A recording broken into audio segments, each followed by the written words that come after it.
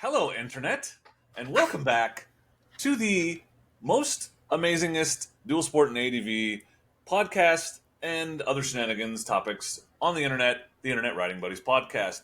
I, as always, am Ben, also known to the Internet as the Dork in the Road, and with me is the illustrious Grace.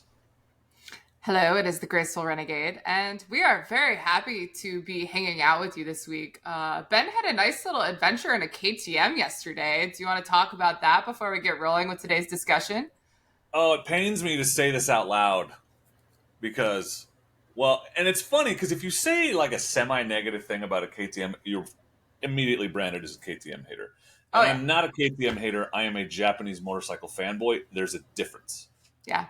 But yesterday, I went to the dealership to, well, let me back up. So when they announced they were bringing back the 790 Adventure, I literally posted on Instagram or something like, why? What's the point of bringing this back? But in the interest of science, I always like to get my hands on and ride bikes as much as possible, whether I think I'm going to like them or not, because I've been wrong so many times. Like, the 300 Rally is a great example of a bike I was like, that's pointless, why would you want that? And then I got it, I was like, oh, okay, I get it now. But anyway, I went to the dealership yesterday and did a test ride video on the 790 Adventure, and that bike is only $11,000, $10,990. But it is loaded with features, very capable and incredibly fun to ride.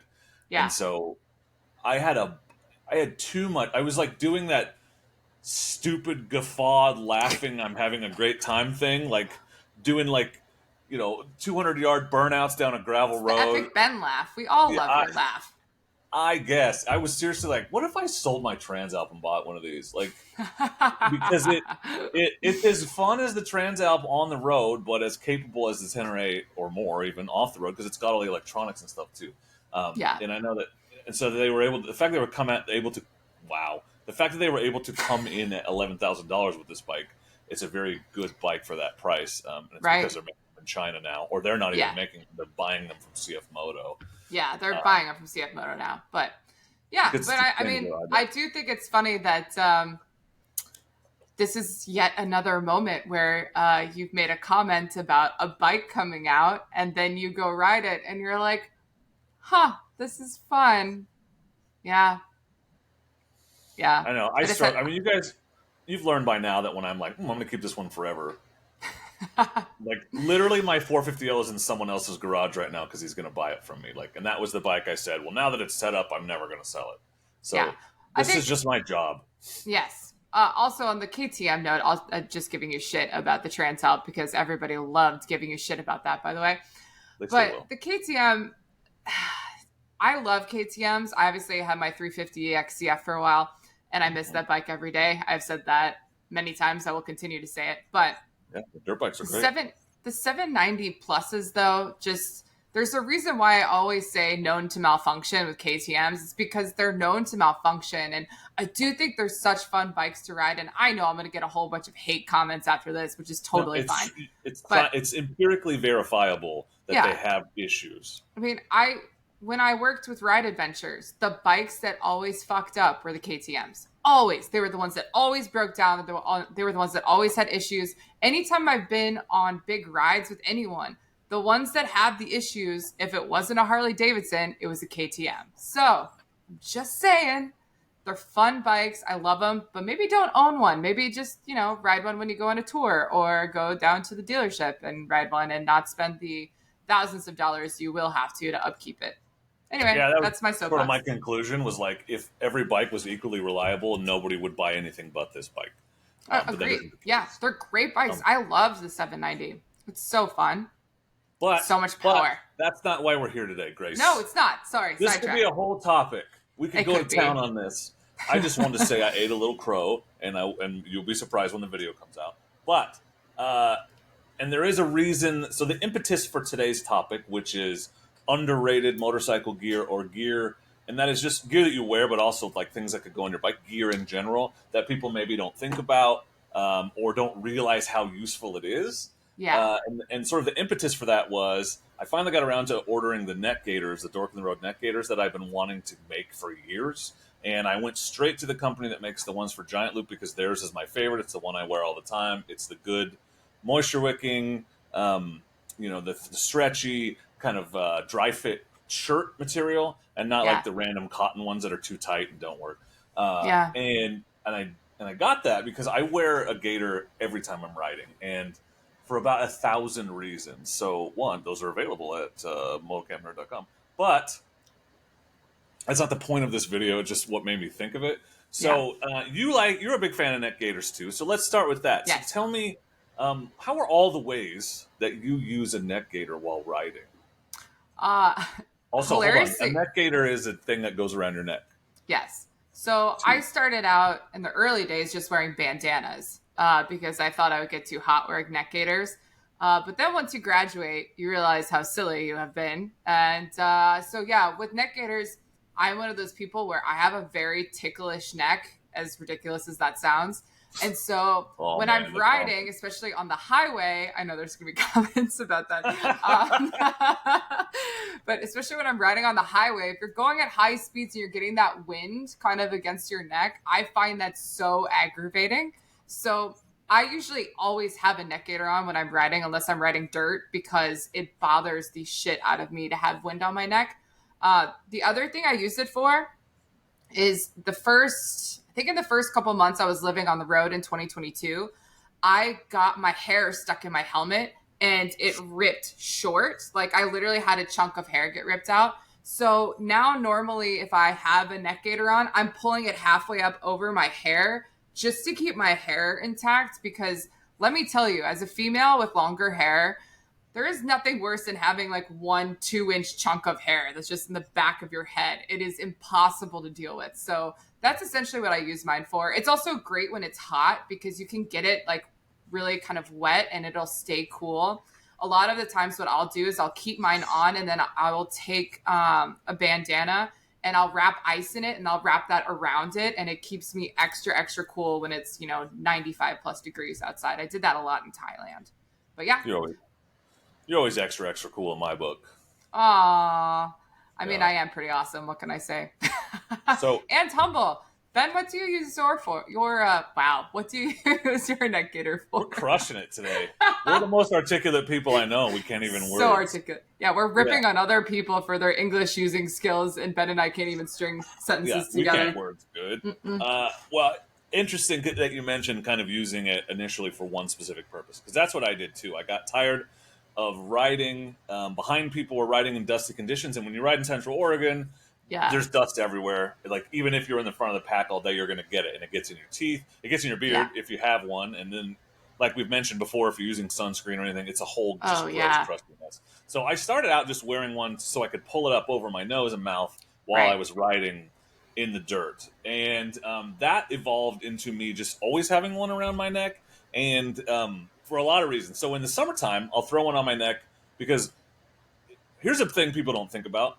Where do you get sunburn when you're riding in full gear? Back of your neck, right? It's the only part that is exposed to the sun when you're riding head to toe gear, and people don't think about it. So wearing a neck gaiter in the summer prevents that. Also, there's this super prevalent fear that people have. It comes up, and when it comes up, everyone's like really intensely afraid of it. And it's bees flying down the neck of your jacket, which I don't think happens that often, but it only has to happen once for you to be afraid of it. It's not just bees too. Like I have seen plenty of gnarly bugs get into people's jackets. I have had a bee in my helmet. It's one of the most terrifying experiences I've ever had as a motorcyclist, especially when they land like somewhere right on your face, because the panic is so buzzing real. Back here. Yeah. Like, is it alive? What's it doing? It's so bad. But I do think that definitely helps. There's nothing worse than getting like stung or bitten by something when you're on the bike. That happened to me in Thailand as well. I actually got a bug up into my my Alpine Stars pants, and because I had one of the vents open and it kind of got into the vent and then it got stuck and started stinging me and I couldn't get it out. Very unpleasant, but yes. Yeah, so that neck gaiter just wrapped around your neck prevents that, right? Yes, absolutely. In the winter, all the things. It prevents airflow, right? The only time I don't like it in the winter, and I've made this mistake before, is in the rain, because it soaks up the water. Yeah. So you don't want at least not one of those sort of the kind of neck gaiter that I had made in the winter when it's raining. But when it's just cold, it'll keep the wind from, because cold Absolutely. air creeps in everywhere, right? Like Yeah. around your Yeah. neck and your sleeves. So it prevents that.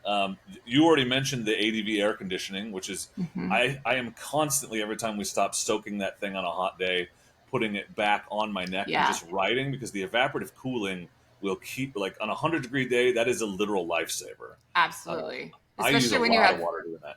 like, I know I haven't done them, but I know you were saying like those first two sections of the Oregon BDR, when you have straight sun for hours, like you have to have something to help keep your body cool or you'll overheat super quickly, like Trav did, It's Yeah, just, there's it no can get shit. really gnarly. Yeah. Hmm. Oh, but speaking of, this is a perfect segue, keeping your neck protected. One of the things that I always have with me from a tank bag perspective is sunscreen. And I know that is one of the top necessities that I always have on me, that I usually am with when I'm with other riders. I'm always offering sunscreen out because I feel like it's one of the main things people forget to pack. And I always have, I think, SPF 50, because again, like what a lot of people don't realize is with your helmet too, like Hmm. just because you have the visor down or out doesn't mean it's actually protecting your face. And you can get that burn stripe across your face that's so bad. And it also makes wind burn and all those other pleasant things a lot worse. So back of the neck. Also, my favorite tan line is the tan line between your glove and your jacket, which I get all the time during the summer. And it almost looks like weirdly like I have tattoos there because my wrists will get so tan in that spot. So I put sunscreen there as well now. But yeah, sunscreen's kind of a biggie. I always get burned on one side of my nose, and if I'm wearing goggles, it's just the end. It is the Yeah, most painful, just right stupid here. Yeah, place to have a sunburn. But yeah, you're generally, when you're riding. I mean, depending, if you're doing a long route, like you're in generally going north or whatever, you're only going to yeah, get burned on one side of your face, and it sucks. So I keep a little bottle, just like you, of spray on sunscreen, and yeah, that's why my beard gets so stupid, because I'll just spray my whole face now yeah, and then, and try to get the top of my ears and the back of my neck, just for when you're off the bike. That's another thing that gaiter can protect from. Not to hijack it back to that, but you can pull that up over the back of your head to yeah, protect you from all of that sun when you're off the bike. Also, get it wet to keep you cool. Harold wears his over his head for sliding down over earplugs, yeah. earbuds, which we'll talk about in a minute. But so 1,000 uses on gaiters. But great, like you said, great segue, because sunscreen, I think, is another thing I just don't see people using, No. and it took me a long time to figure out that that was something I needed to be carrying on me and keep in Yeah. my. It's actually usually in my hydration pack. Yeah, I think a lot of people just have that idea, right? Of like, I have gear on, the sun's not hitting me, but in the places it does hit you, it can really leave marks, and you just have to be conscientious about that. Um, Also, with warmer weather, another thing that's always in my bag, I have a shit ton of electrolytes at all times. Like, Yep, that's I smart. always have them. I always have extras because I do think not only is it good if you're doing like just a big ADV or dual sport day in general, but hot days, you're losing so much moisture out of your body naturally that you don't even realize, not just from sweat, but from everything. So having electrolytes on you at all times is super important. Like, again, like Trav got overheated on the Oregon BDR, and having electrolytes in that type of an environment where you can keep somebody like present and conscious when they're like physically depleted is really, it's a way that can kind of like save your trip sometimes. Well, and it's not just. I mean, it is a safety thing and it is a life or death thing. It can Yeah. be. Those are Yeah. electrolytes, but wow, those are electrolytes. But you start cramping when you get low on electrolytes, and Yeah. so this makes your day a lot more pleasant to not have to think about muscle cramps and the other stuff. If you just, and you're the reason I started carrying. I have some electrolyte Yeah. pills that I Yeah. just pop one before I leave in the morning, and then whenever we stop at some point, if I think of it, I'll take another one and offer them to everybody. Yeah. Most people don't have them, and most people say yes and they take them. So that's a I great point. And they make things you can like dump in your hydration pack and stuff. But I would just take the pills. absolutely. Normally, what I do is I'll do like, I love liquid IVs. So I'll do a liquid IV in the morning, and then I take the little tabs. I usually have like three of those tubes of electrolyte tabs because, yeah, I mean, there's plenty of times where like you might need one or two during the day. Like when Alex and I were in Thailand, the amount of electrolytes we were drinking every day was so substantial. Like I like literally came home and got blood work done because I read all these studies about how if you're overkilling on electrolytes, it'll shut your kidneys down. And we were having to have so many electrolytes on board to survive 115-degree days. It was just like, you just had to do it. But highly recommend those. They come in handy. They could save your friends too from just having a rough riding day. Well, and people think just drinking water is enough, and No. sometimes, but like my wife literally thought she was having a heart attack one time on a plane coming back from, she was at Disneyland for 3 days in a row in August. And when she landed, it took like 2 days for her to feel better. And she finally, I was like, you need to talk to the doctor. So she got in like a video chat with a nurse. And the nurse was like, oh, yeah, you had heat stroke because while you were hydrating a lot, you were not replenishing your salts. And so, if you had called me 2 days ago, I would have had you come to the hospital. Yeah. But you're probably okay now. So it's not enough to just drink water. Heat stroke is no joke, you guys. Just avoid it if you can. Water is, sorry, go ahead. Oh, God, that was all I had. Water is also something I see people not carrying. Yeah. You think of it in the hot summer, but like the rest of the time you show up to a ride and people just don't have any. And it's like, like you're exerting yourself and you don't know, like you could get stuck out there. Things take longer than you thought. Like, there's a million reasons to have water on you. And the only reason not to is it's slightly uncomfortable and heavy or whatever, but put it in a bag if you don't want it on your back. Absolutely. And that's another reason why I think also having snacks on you at all times is important. I usually always have a couple protein bars, like no matter what, because there's been plenty. I know you've probably been here too. There's so many circumstances you can get in where like you get a flat tire or you go down or one of your buddies goes down and you're there for like 6 hours, just either waiting for somebody to come get you, somebody to come get them, or you're stranded, you need a ride, whatever else. So always have snacks, have some kind of substance with you. It can get tough if you don't, especially if you're sitting there, low blood sugar. What if it's hot? What if you do kind of sweat and use all your water? Just many, many things to prepare yourselves for. But other than food. That's why I always carry a trail beer. Yeah. Trail beer is very important, everybody. Yeah. Always have a couple of Coors Lights. Yeah. For legal purposes, that was a joke. I wasn't joking. But anyway. Yeah, well, don't drink and ride. That's all I'm saying. No. Don't drink and ride, y'all. Yeah. But at the end of the trail, oh yeah. Oh yeah. So, sorry, go ahead. What I was just going to say, what other than food or water aren't you bringing with you, Ben? What am I not bringing with me? What are you bringing with you?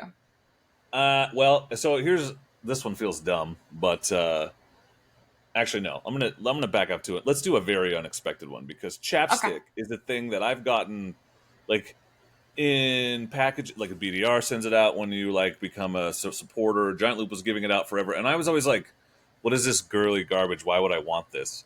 And then one day I was riding when it was pretty dry out, and I wasn't drinking enough water, and my lips got super dry, and I was licking them, and well, that was unpleasant. So makes it worse. So windburn and all that is a real thing, but chapstick is also useful in 1,000 other places, especially when your zippers get all crusty and dusty and don't want to work anymore. You slide that chapstick down that thing and they'll suddenly start working. And there is a downside though, because I started carrying it all the time. And so I had chapstick on the Oregon BDR. And after the first 2 days, we met some guys up on a lookout. And I was like, oh, let me give you guys some stickers. And I went to get my stickers out. And my chapstick had melted in my tank bag. And so everything was just like gross, sticky mess. Like, not awesome. Yeah. No, chapstick is great. I definitely have had plenty of moments where I either put it in my backpack and can't get to it or whatever else. And those are the worst days when you start licking your lips and then it gets so chapped, you get cracked. Oh, it's bad. So definitely a necessity. I always have that on me too. I don't know how people ride without it. It's crazy to me. Yeah. Just be careful because it melts. Yeah, it does. And it gets everywhere and it's gross. Also, sunscreen can't explode. So make sure the cap is on. That's my mom message of the day. The one thing that I know, this doesn't get talked about a lot. I think this comes from more of a touring versus an ADV perspective, but I always have a helmet lock on me for my handlebars because when I was doing my ride from border to border from Canada down to Mexico on the West Coast, I was in a relatively not great part of California. It was just kind of a methed out small town. And I had to get out and away from a human being very quickly. And one of the reasons I was able to do that was because my helmet was locked onto my bike. Now, I know a lot of people don't think about this. It's really easy just to put it over the mirror or take it with you or whatever else. But there are going to be situations where you need like a quick exit, whether it's even weather could be a thing. It could be getting away from somebody, getting to a safe place, getting away from an accident, like just moving your bike so you can get out of the way if other people are coming. Having that helmet lock makes a huge difference, especially for females. Like just making sure at all times you are ready to rock if you need to is very, very important. So that's a necessity for me. You're talking about the ones that hang on the end of the handlebar? Mm-hmm. Yeah. Yeah, those are cool. Those are cool. Yeah. Not the one under your seat, because that's a massive pain in the ass. No. This is one where like you just have it on the handlebars. It locks on. It's super easy. It also like you can just lock your helmet on the bike and go into the restaurant and not worry about it, or go, grab gas, go pee, whatever you need to do, and leave your helmet on your bike and it's not going anywhere. Especially, we all know ADV helmets are expensive and they're an investment like every other piece of our gear. So making sure that that is safe is great, but having that, it actually did get me out of a situation that could have gotten really bad very quickly. So I definitely recommend that, especially for women. Well, I had never thought of that. So you teach us so much, Grace. I'm so wise. You teach us so much. So wise. All right, here's an obvious one that isn't obvious: sunglasses. And I Yeah. cannot tell you how many times I leave my house and it's cloud, and I should know this. I've lived here my whole life. And I get down to the bottom of the hill and I'm like, oh, I can't see. Like, so because it's suddenly the sun is out, or you're coming in and out of the trees, or you want to ride with your visor up. And dude, I destroyed my eyes, my contacts the first day in Mexico riding with my visor up in the wind. Yeah. But so just having a pair of sunglasses, they're not just for when it's bright out, although that's nice. Yeah. And if you have a helmet with a built-in one, that's great. Like those are awesome. I use it all the time in my Scorpion, but most of my helmets don't have that. So just always having a pair. I keep a pair in every tank bag. I honestly need to start throwing them in jacket pockets and just have them. But there's a ton of uses there that I think maybe it's a little underrated. People don't keep on them. Oh yeah. I always have sunglasses too. Otherwise I would lose my mind. Oh, no thanks. Especially during the summer. It's nice when your visor's nasty and you can just lift it up and keep riding. Yeah. And there's a lot of, if you're at rallies or anything else, people are usually handing out free sunglasses. It's just nice to tuck them into a random bag and have them with you no matter where you're riding or when you're riding. You just never know. I think I have 8 pairs of gas station sunglasses because of how many times I've gotten an hour or two from home and been like, well, I need sunglasses. And then I always forget where they are. Yeah, absolutely. Yeah. So I know Ben had a couple of like tools and things that I think are necessities for kind of having on you, but my 2 favorite things to carry with me that always come in handy, but that a lot of people just kind of don't always bring with them are zip ties and duct tape. And the number one being duct tape. I cannot tell you the number of times duct tape has saved some sort of thing with my bike or a buddy's bike or just even a GoPro mount, like you name it. Like duct tape can help so much. Or like you rip a big hole in your pants or your jacket after a fall, seat rip, anything, luggage rip, duct tape. It saves your ass. So I definitely highly recommend having it with you. It's great for quick cosmetic holding, something onto the bike or whatever else. But zip ties, obviously a little bit more purpose driven, but I do find that zip ties are also always great to have just across the board, usually with luggage, because I feel like you have like mounts and things with luggage sometimes that break or zippers or snaps or whatever it is.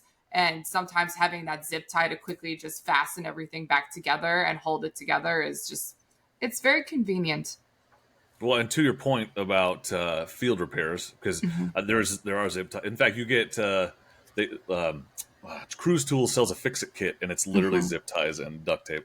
But another great thing to carry is particularly when you. So this is more when you have luggage on your bike, so you'll have room for it. But some kind of straps, extra straps, so giant loop pronghorn straps or rock straps. I actually like to carry both because they do different things. The rock straps, like if every time I go and like get hold on, let me back up. Sometimes campgrounds sell firewood, and I'm too lazy to walk to the camp host, pick it up, and carry it back to my campsite. I'd much rather not have to do that. So rock straps, you can strap. I've done it many times. You can also use just the beaver tail on your luggage sometimes and Yeah. put a bundle of firewood underneath it. Yeah, I mean it wouldn't go down the highway like that, but it's enough to get me back to the campsite. So rock Yeah. straps are great for that. The giant loop pronghorn straps are great for like I took my jacket off and I don't know where to put it. I'm just going to strap it to my rear rack, or Yeah. you crash or something fails on your luggage and you can replace most straps with one of those giant loop pronghorn straps. Keep it, there's other versions. There are those polyethylene straps, but the giant loop ones are the most convenient, the ones I've used the most. I love Uh, the giant loop ones. Like, it's just even so if I'm also versatile. going to get firewood and stuff, like, it's just like, it makes it so much easier to just like have a strap because they fix so many tiny issues with luggage. Like, I can't recommend that enough. I always have extra pronghorn straps. Yeah, they're great for the things you don't think about. And then Yeah. they happen and you're like, oh, a strap will work for that. There's a Yeah. lot. They're very versatile that way, I Yeah. feel like. 100%. Yeah. Whereas otherwise you'd be repurposing as shoelace or something. Yeah. Not So, good. question, do you ride with earbuds in? Yeah, Okay. sometimes. Sometimes. Yeah. Sometimes earplugs. Yeah. Yeah, and so that's a great one that's on my Yeah. list because do you? Yeah, I do. I actually spent a lot of years not riding with them, which is really bad because I have tinnitus. So silly. But yeah, I started doing that a couple of years, like right when I started working with Ride Adventures and touring all the time down in Mexico with the wind being so loud down there. I started wearing them and it helps so much. So you're talking about your plugs. Yeah, sorry, Yeah, earplugs. Yeah, yeah, yes. And I, for the longest time, did not wear them either. yeah. And like it's hundreds of decibels, the sound just Oh whipping my against God. your helmet. Yeah, It's really, really bad for you. So I don't yeah, usually. It's usually I'll ride like on the highway or like a long day. I'll wear them. But when I get to the woods or whatever, where I'm riding slower most of the time, I'll take them out. I've yeah. gotten some crap for that from some people, but I like to hear what's going on when I'm like in the woods, moving more slowly Oh personally. yeah, But yeah. I mean, they're not uncomfortable, and you can still yeah, hear your Senna speakers if you're using them. Like it's yeah. basically. I used to be afraid I wouldn't be able to hear traffic and stuff, but you totally can. It just cuts that droning, super white noise. Yeah, it just cuts the white noise. I mean, I don't ever have an issue with them. I listen to music when I ride. So, like, I have earbuds in and listen to music and I can hear traffic. I've never had any kind of issue with that. It's super convenient. And also, when you're camping, having earbuds with you, sorry, I call Yeah, them earbuds, but yeah, having earplug. them with you for when it's like you get bad weather at night, you have loud campsites at night, you have other people that are just kind of up making noise and you want to go to bed early. It is the best just to put those in and knock out for the night. Like it makes such a big difference for camping. And so I just think having them in general is great and it will save you from getting tinnitus like I have because oh my gosh, it's terrible sometimes. Yeah, I can't tell you how many times I used earplugs. I just started Yeah. sleeping with them in by default because Yeah. I have snory neighbors, usually that I camp with. The biggest time I used them that they were the most useful was at the Desert 100 because there was literally a bunch of college kids right behind us partying till 3:30 in the morning Hmm. every night. But it's also great if this is more of a moto camping hack, but if you're a person who is either a little paranoid or Yeah. afraid of camping by yourself or whatever, and every little noise you're like, "Whoa, what was that?" and you can't sleep, like it's better to just put them in, shut it out, and go to sleep because it doesn't matter if a bear shows up in your camp. You're not gonna be able to do anything about it anyway. Yeah. So you might as well just not spend all night worrying about whether or not there's a bear in your campsite. Yes. Things Also, like that. yeah, I mean, exactly like you said, you're better off not worrying about it because even if the bear does come in, like you're going to panic yourself even more hearing it and knowing you can't do anything. Also, for the most part, if you're in your tent being quiet, the bear is not going to mess with you, especially if you are abiding by camping rules and your food is not in your tent and you don't have Right. anything scented in your tent. Like you're going to be just fine. It'll go after someone who's stupider than you who doesn't have earplugs in. All I mean, right. So just don't worry about it. some armchair Grizzly Adams is going to come in and be like, "I'd shoot Yeah. it," or, and this is true, if you speak to a bear often, they'll run away. But my Yeah. point is, have you ever had a bear in your campsite? Because I haven't.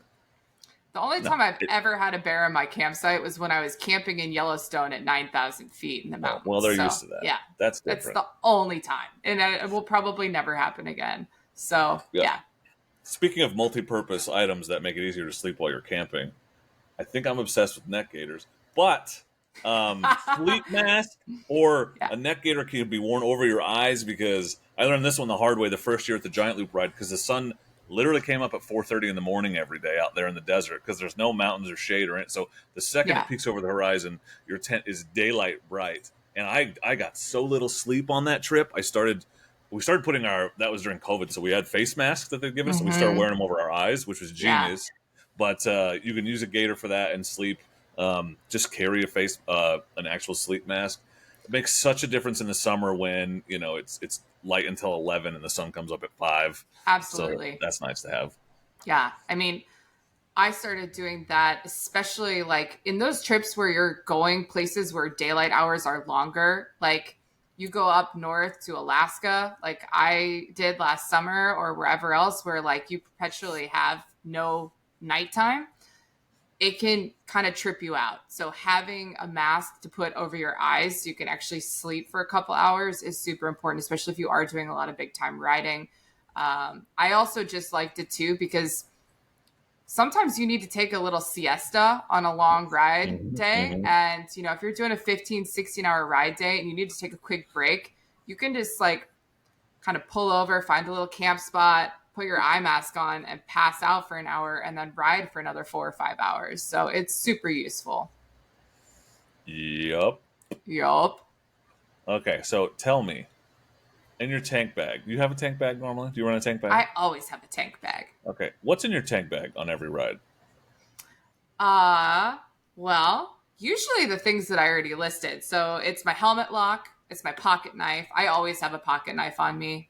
Always comes into use. Also, defense, you never know. Electrolytes, duct tape, my wallet, sunscreen. Sometimes I'll just keep like an Allen key set in there because you just never know when you're going to need them. And the one thing that I have in there that we haven't talked about yet, that I talk about all the time, are wet wipes. I Hmm. always have a fat pack of wet wipes for obviously a multitude of reasons. Sometimes you need to go water a tree or make a pit stop. Other times you're out dirt riding and your face is covered in dust, especially for us in Oregon during the summer. So having the wet wipes to quickly just wipe your face off. Sometimes even just like a quick visor wipe too, if like things are really gnarly, they come into handy. But those are kind of an essential piece for me that I don't think I ever ride without, even if I'm just doing a quick ride around town. But those are probably my top ones. What's in your tank bag? Yeah, mine's kind of weird because it's where all my batteries for everything live, and Yeah, because I like to be able to not get off the bike to swap batteries or whatever while I'm filming if I can. yeah, But in terms of small, like there's always earplugs in there, always an extra charging cable, sunglasses. In the summer, I usually remember to throw them in. Sometimes in the winter, I don't think about it and regret it. Um, I actually usually keep a spare. I sound like a net gator commercial. Almost always have a gator in my tank bag because I use it to wipe my visor off and stuff. mm-hmm. Like, because they're usually microfiber, or not microfiber, but something that's Yeah, not super abrasive, like a paper towel or something.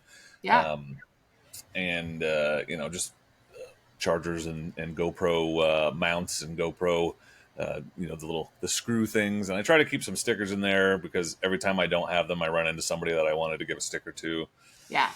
stuff like that. But I wear a Ooh, backpack, so I always have water and stuff in my backpack. I was gonna say that is the thing. I wear a backpack. I know a lot of people don't like wearing backpacks.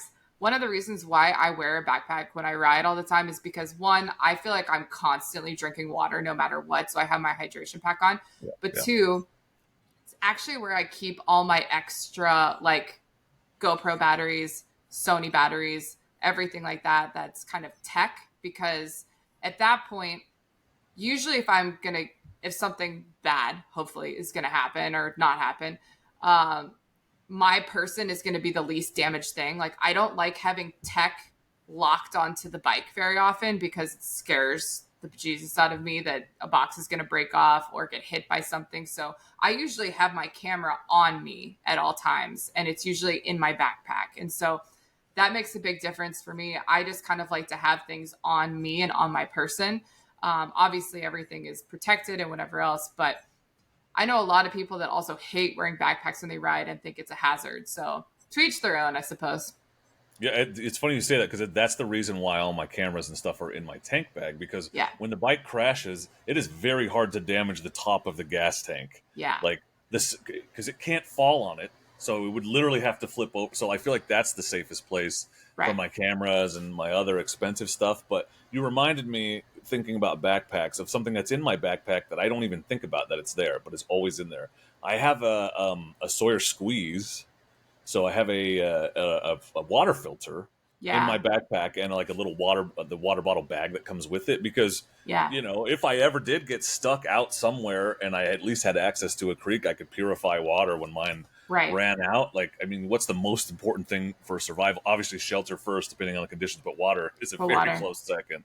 Yeah. So my paranoia led me to throw that. And those Sawyer filters are cheap, like $10 or whatever. I used to carry a Life Straw before that when I just Those throw it in are my backpack all the time. always so good to have. I actually just thought about something else that I keep in my tank bag that I didn't list, which is after Asia, I always have either Pepto or charcoal tabs on me because there is nothing worse than eating something or having an upset stomach while you're riding and needing to deal with that. And I know, again, like whatever, it's a mom tip, but it helps so much. I can't tell you the number of times I've been out with my buddies and like one of the guys had a late night and is hurting a little bit and stomach is a little off, and having charcoal tabs especially is so, so important, and it helps save your ass in a tough moment. Literally. Yeah. Literally, yeah.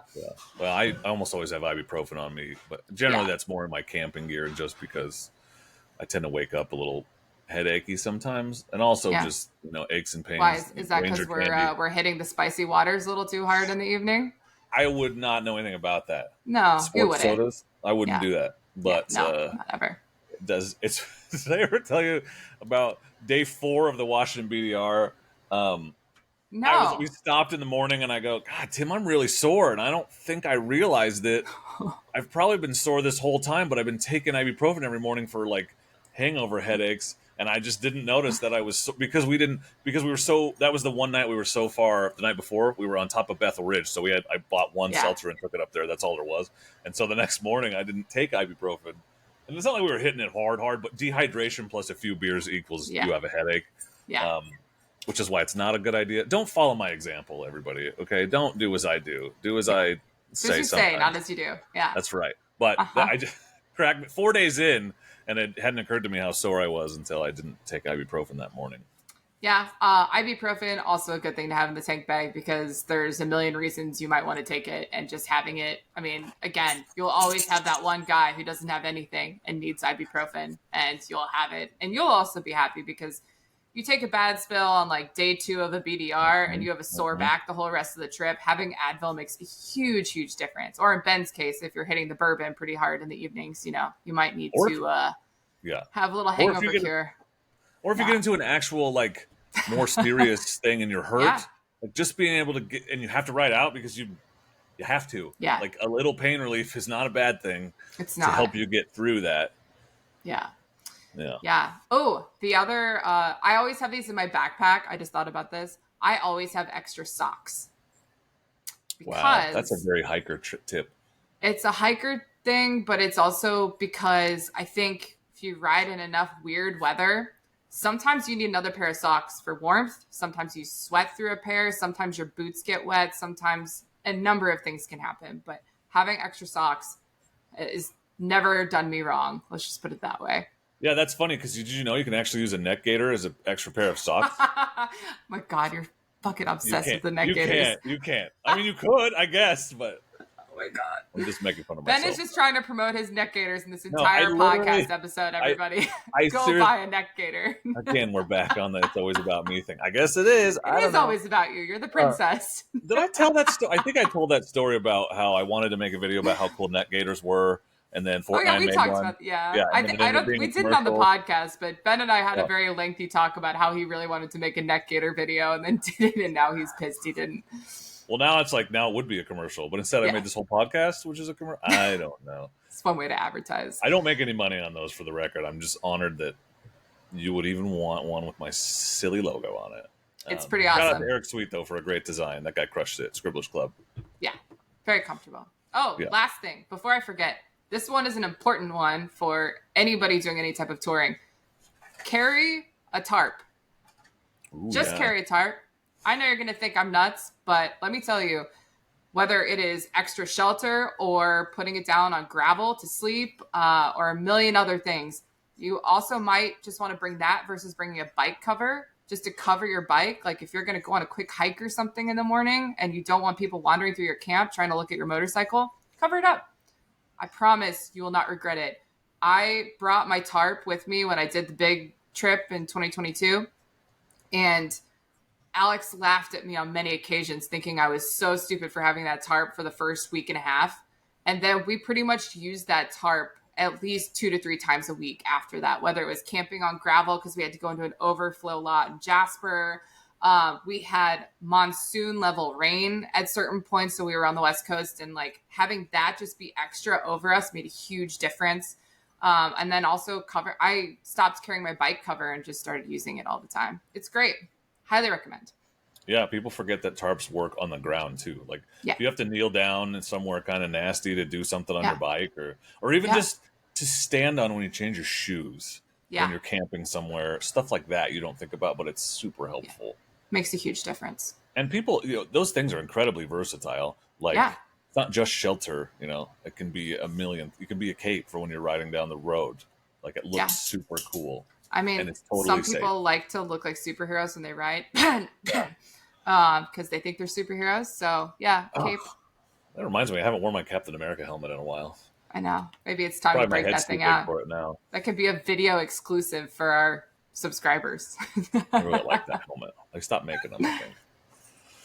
Wow. Okay. Any last minutes you got to throw in? Like, I mean, I'll just say you probably should be carrying some way to change tires or patch flats. Yeah. But I don't know that that's underrated. I just think people don't use it as much as they should. But what about you? What do you got? What's the last minute advice you would give to people? I would just have anything that you can pump your tires up with at any point. That's a big one. And other than that, always have a second pair of gloves. Those are my 2 last tips. Just like the socks thing. Having an extra pair of gloves is super important for all season weather because it can start raining or snowing or sleeting at any time, or you can get hot and sweat through a pair of gloves. And having a clean pair of gloves to get you through the second part of the day can be a lifesaver. Wow. We really can't talk today, can we? Lifesaver. That's a delicious candy. Yeah, it really is. Anyway, But, yes, extra pair of gloves, definitely. or at the very least, a pair of rubber gloves that you shove down in your backpack or the bottom of one of your pockets, forget is there.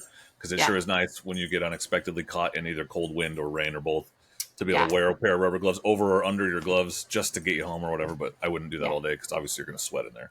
Oh, yeah, absolutely. I mean, it's just depending on where you live. Usually in Central Oregon, we don't get a lot of random rain, but pretty much everywhere else, you can kind of get caught in a storm. And as a storm passes, if the temperature drops, which it usually does when storms pass, your hands will get cold if your gloves are wet. So just be conscientious. Yeah. That's physics. Okay, well, Starbuck is here repeatedly putting toys on my lap, and therefore, I believe indicating that our time has come to an end. So sad. I have a turtle and a soccer ball being placed on my lap right now. Soccer ball. Ooh, so that soccer ball looks fun. Yeah, she likes it. So I just want to say, thank you, Grace, for being effervescent as always. Oh, and thank you so much for your superfluous attention. Truth. Yeah, I didn't need to do it. And thank you to all of you for listening and watching. And please consider following or subscribing wherever you're listening, watching, or enjoying our favorite podcast, the Internet Writing Buddies podcast. New episodes every week, and we cover all the things from ADV, dual sport, moto camping, motorcycles in general, and apparently, occasionally, Star Wars. There's a stormtrooper. Oh, and a clone trooper right behind me. Look at, and Han Solo's over here. So, by the way, did you see that they're going to re-release Phantom Menace in theaters in May? Yeah, I did. I'm kind of sad about that. Anyway, that's for another time. Whatever. It's a generational thing. My kid will be excited. Boo. Yeah. So I'm the Dork in the Road. You can find me on YouTube, Dork in the Road, Instagram, a Dork in the Road, and on TikTok, Dork in the Road, and of course here on the Internet Writing Buddies podcast. But Grace, where can people find you and your spicy Valentine's Day photos? Oh yeah, there's a spicy one up, everybody. Get up in arms about it. You can find me under the Graceful Renegade on Instagram and YouTube. And otherwise, you will find me here on the Internet Riding Buddies podcast with my lovely, lovely partner in crime, Ben, who is strategically placing toys all over himself right now for Starbuck to attack him with. So Those are not his anyway, eyes. That's his nose. His eyes over here. It looks like his weird smiley face. it does look like his eyes. Oh my God. It's a nose. Yeah. So thank you all for watching, listening, being part of our podcast. And, anything else you want to say, Grace? No, thanks for being here, y'all. We'll see you next week. Sure you don't want to say anything else? Like maybe a catchphrase? You mean like live wild, ride free? Yeah, and don't forget to be excellent to each other. Bye. Oh, thank you.